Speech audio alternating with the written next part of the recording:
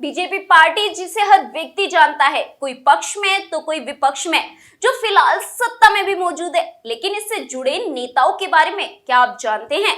आखिर कैसे राजनीति में कदम रखा, कैसे बीजेपी के इतने सपोर्टर बने और कैसे विवादों का शिकार भी हुए। ऐसे ही 10 बीजेपी नायकों के बारे में आज मैं बात करूंगी। नमस्कार, मैं आपके साथ प्रिया शर्मा और आप देख रहे हैं आवाज हिंदुस्तान। Point number 1, Pandit Deendayal Upadhyay. यह वह चेहरा थे जो बीजेपी के वैचारिक मार्गदर्शन और नैतिक प्रेरणा के स्रोत बताए गए। सन 1951 में जनसंघ की स्थापना पर वे संगठन मंत्री भी बनाए गए थे। वहीं संघ से पहले उपाध्याय जी ने भारतीय सम्मेलन की अध्यक्षता भी की थी। सन 1968 में जनसंख्या अध्यक्ष भी चुने गए थे। उनकी याद और उनके नाम को जनता के बीच जिंदा रखने के लिए पीएम मोदी ने मजदूरों के लिए शुरू की गई योजनाओं का नाम भी पंडित दीनदयाल उपाध्याय के नाम पर रखा है। Point number 2, Atal Bihari Vajpayee. पूर्व प्रधानमंत्री अटल बिहारी वाजपेयी भाजपा के पहले अध्यक्ष थे, जिन्होंने साल 1996 में 13 दिन की सरकार में पीएम रहे थे। हाँ, वही जो भारत के पहले गैर कांग्रेसी पीएम थे, जिन्होंने 5 साल का कार्यकाल पूरा किया था। अटल बिहारी वाजपेयी अपने कार्यकाल के दौरान पोखंड परमाणु परीक्षण, टेलीकॉम नीति और लाहौर बस सेवा जैसे फैसलों के लिए आज भी याद किए जाते हैं। Point number 3, Lal Krishna Advani. यह वह नाम था जो बीजेपी के संस्थापकों में से एक था। यह 3 बार बीजेपी के अध्यक्ष पद पर चुने जा चुके हैं। आपको बताएं तो अटल बिहारी वाजपेयी की सरकार में लाल कृष्ण आडवाणी डिप्टी पीएम भी रहे हैं।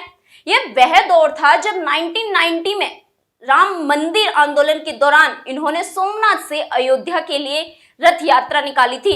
1992 में बाबरी मस्जिद विध्वंस के बाद जिन लोगों को अभियुक्त बनाया गया, उनमें आडवाणी का नाम शामिल था। बात करें वर्तमान की, तो वर्तमान में लाल कृष्ण आडवाणी बीजेपी के मार्गदर्शक मंडल के सदस्य हैं। बीजेपी में ऐसा नहीं है कि केवल पुरुष नेता ने ही अपने नाम सुनहरे अक्षरों से अंकित किए हैं, बल्कि महिला नेता ने भी बढ़ चढ़कर योगदान दिया है। उन्हीं में से एक थी राजमाता विजया राजे सिंधिया। ये बीजेपी के संस्थापकों में से एक थी। साल 1967 में मध्य प्रदेश में सरकार बनाने में उन्होंने बहुत बड़ी भूमिका निभाई थी। 1957 से 1991 तक 8 बार ग्वालियर और गुना से सांसद चुनी गई। इनके बारे में एक कहानी बड़ी प्रचलित है कि इन्होंने भाजपा को खड़ा करने के लिए अपनी बेटियों तक के गहने बेचकर चुनावों के प्रचार के लिए गाड़ियां भेजी थी। पॉइंट नंबर 5, विदेश मंत्री सुषमा स्वराज, जो बीजेपी के शीर्ष महिला नेत्रियों में गिनी जाती हैं।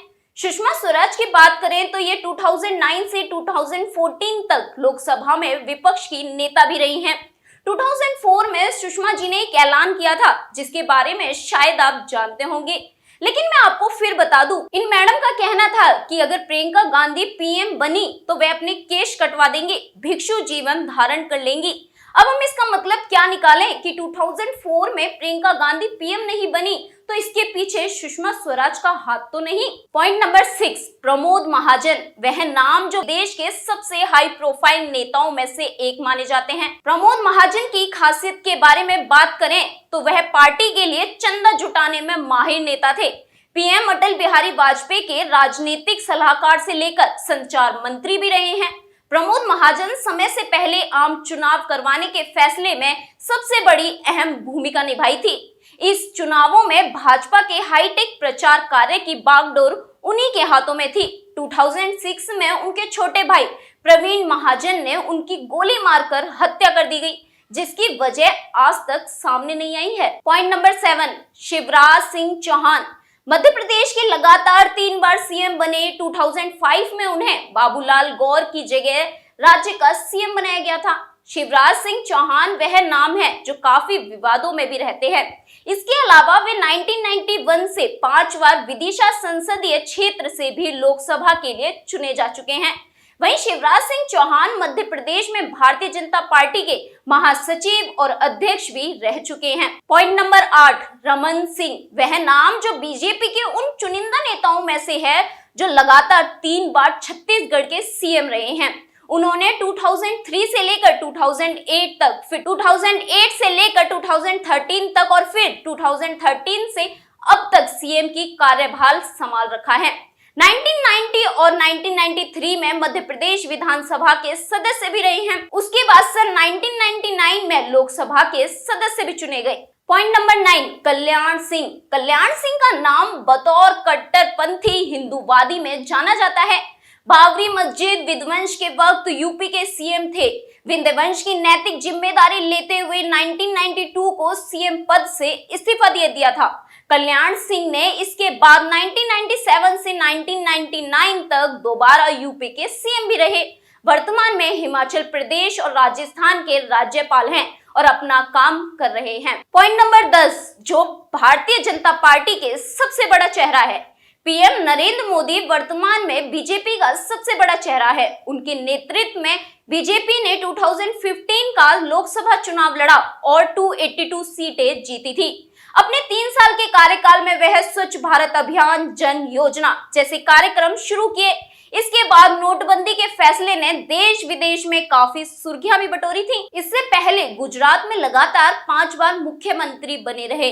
इनके सफर के बारे में तो हर बच्चा जानता है, कैसे एक चाय बेचने से लेकर मुख्यमंत्री और फिर प्रधानमंत्री का सफर तय। आपका इन सब पर क्या कहना है, हमें कमेंट बॉक्स में जरूर बताएं। आज की इस खबर में इतना ही। देश और दुनिया की तमाम बड़ी खबरों के लिए देखते रहिए आवाज हिंदुस्तान। चैनल सब्सक्राइब करें, वीडियो लाइक करें, शेयर करें।